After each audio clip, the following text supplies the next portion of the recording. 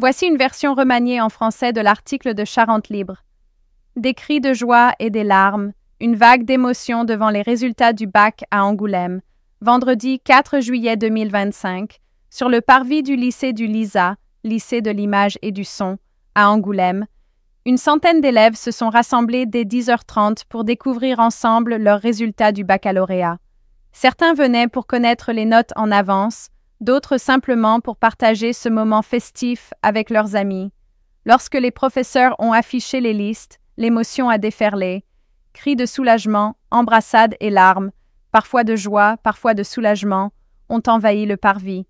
Parmi les élèves, Colline Geffriot, originaire de Villejoubert, a réussi son bac et fond en larmes, exprimant « Je suis heureuse, mais en même temps je relâche toute la pression de l'année ».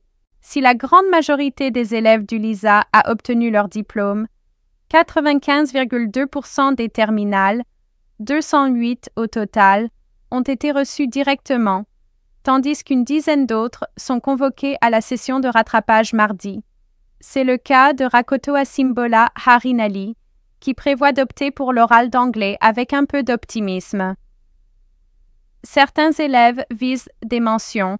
Thomas Bréchat, qui s'oriente vers des études de biologie à Poitiers, est venu encouragé par ses bonnes notes en contrôle continu. De même, Louise Denos et Noélie Gourceau, assurées de leur réussite, espèrent décrocher une mention bien ou très bien. Pour d'autres, comme Fabio Marron, l'issue est un peu décevante.